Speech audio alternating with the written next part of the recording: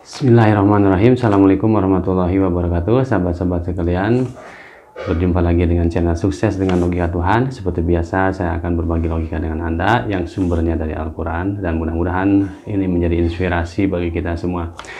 Sahabat-sahabat sekalian, di dalam surat As-Sam, coba kita perhatikan. Di situ ada dua ayat yang bisa kita pahami sebagaimana kita memahami siapa manusia yang diciptakan oleh Allah Subhanahu wa Ta'ala. Penjelasan ini akan bermanfaat, sahabat-sahabat sekalian, supaya kita bisa memandang manusia dari sudut pandang sesuai dengan sudut pandang Al-Quran. Jadi kita kembalikan kepada Al-Quran, dan kalaupun ada perbedaan sudut pandang, abaikan perbedaan itu dan silahkan kembali kepada Al-Qurannya. Jadi pada kesempatan ini, sahabat-sahabat sekalian, saya juga tidak memposisikan diri sebagai orang yang merasa sebagai pemilik kebenaran. Tapi sahabat-sahabat sekalian, saya hanya mencoba untuk memberikan pemahaman bagaimana menggunakan sudut pandang Al-Quran jika kita melihat manusia. Nah, di dalam Al-Quran dijelaskan di situ bahwa Allah menciptakan manusia itu adalah di dalamnya ada yang namanya jiwa, wa nafsi wa ma sawaha fa'alhamaha fujuraha wa taqwaha.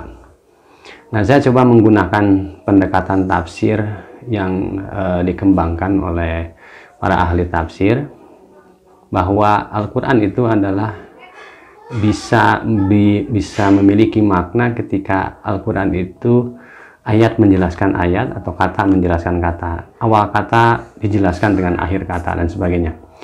Nah, ini adalah metode tafsir yang saya gunakan untuk mengembangkan logika Tuhan. Jadi sahabat-sahabat sekalian, saya mencoba memahami dua ayat ini dalam surat As-Sam. Itu dikatakan wa nafsi wa ma sawaha fa'alhamaha fujuraha wa taqwaha. Jadi artinya di sini saya memahami bahwa di dalam diri manusia itu Allah menciptakan dengan sempurna jiwanya. Ya, jiwa ini konsepnya macam-macam, ada yang mengatakan itu adalah ruh, ada yang mengatakan itu adalah nafs, dan macam-macam. Tapi pada prinsipnya itu saya hanya ingin memahami bahwa manusia ini terdiri dari dua gitu. Manusia yang bersifat material dan non material. Nah, dikatakan di sini dalam Al-Quran adalah manafsi wa masawaha wa nafs. Jadi nafs ini ada yang menerjemahkannya sebagai jiwa atau diri. Nah, sahabat-sahabat sekalian, kemudian kalau kita mengikuti penjelasan ayat berikutnya, bahwa di situ dijelaskan fa'alhamaha fujuraha wa taqwaha. Jadi di dalam nafs manusia ini atau jiwa atau diri manusia itu ada dua potensi yang sudah Allah berikan kepada manusia, yaitu adalah sifat-sifat yang fujur dan sifat-sifat takwa. Nah, artinya kalau ada manusia yang berbuat salah, itu adalah sebuah konsekuensi logis dari sebagai individunya manusia. Kemudian juga kalau ada manusia berbuat baik, itu juga sebuah konsekuensi logis bagi seorang manusia. Jadi sahabat-sahabat sekalian, dari penjelasan ayat ini kita bisa menarik kesimpulan bahwa manusia ini memang di dalam dirinya ada dua potensi. Potensi yang berbuat salah, fujuraha, dan potensi yang berbuat baik, yaitu wataqwaha. Jadi sahabat-sahabat sekalian, intinya apa ini? Ketika kita memandang seorang manusia, tidak boleh kita memandang bahwa seorang manusia ini dianggap suci atau seperti dewa yang tidak pernah melakukan kesalahan sehingga dia bebas dari dosa. Nah, ini juga ada cara pandang berlebihan ini akan berakibat kepada gerakan atau pembelaan atau penyembahan kepada manusia yang melebihi sebagaimana manusia dilakukan.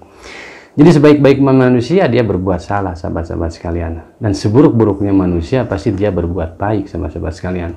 Nah, maka Allah memerintahkan kalau manusia, sesama manusia, kita harus saling berprasangka baik dan saling menghargai apa yang diperbuat oleh manusia sekecil apapun kebaikan. Nah, jadi dengan cara pandang Al-Quran seperti ini, kita akan bersikap wajar menyikapi perbuatan baik dan perbuatan buruk manusia. Jadi kalau ada manusia yang berbuat baik, Kita tidak akan menyanjung-nyanjung manusia ini seperti dewa, tetapi kita akan menghargai kebaikan itu, dan memang setiap kebaikan itu pasti dimiliki oleh manusia karena memang manusia punya potensinya. Nah, ketika juga manusia memiliki keburukan, kita juga akan memperlakukan manusia sebagai manusia yang memang dia punya potensi berbuat buruk, siapapun orangnya, termasuk Nabi kita, Nabi besar Muhammad Rasulullah SAW. Di dalam Al-Quran dijelaskan bahwa beliau juga melakukan kesalahan dan langsung ditegur oleh Allah Subhanahu Wa Taala. Itu sahabat-sahabat sekalian. Jadi cara pandang ini akan menghindarkan kita ketika ada orang-orang berlaku buruk, berbuat keburukan, kita tidak akan pernah menghujat, mencemooh, menjelek-jelekan, tapi kita akan bersikap wajar. Dan kita akan memaklumi mereka, akan memaafkan mereka. Karena setiap manusia tempatnya adalah hilaf itu. Nah, sahabat-sahabat sekalian, kemudian ketika kita berbicara tentang kebaikan, pastilah setiap manusia punya potensi baik. Maka kita tidak boleh membesar-besarkan keburukan seseorang, tapi kita harus menggali dari sisi baik seseorang agar apa? Agar posisi kalau pikiran kita, agar perasaan kita menjadi tetap baik. Dan kita harus paham, sahabat-sahabat sekalian, apa yang kita pikirkan itulah yang akan kita undang. Kalau kita berpikir yang buruk tentang seseorang, mencemooh, menjelekan, sesungguhnya kita sedang mencemooh dan menjelekkan diri kita sendiri. Tapi sesungguhnya kalau kita berprasangka baik kepada seorang, sekalipun perilaku orang itu buruk, maka prasangka baik itu akan kembali kepada kita, berarti kita akan mendapatkan kebaikan. Dari siapa itu kebaikan kita dapat? Allah yang punya hukum, Allah yang mengatur. Kita yakin saja bahwa secerdas-cerdasnya orang menghindari keburukan, dia akan terkena, akan melakukan keburukan itu. Maka kita harus bertakwa kepada Allah Subhanahu wa Ta'ala. Demikian sahabat-sahabat sekalian, terima kasih. Assalamualaikum warahmatullahi wabarakatuh.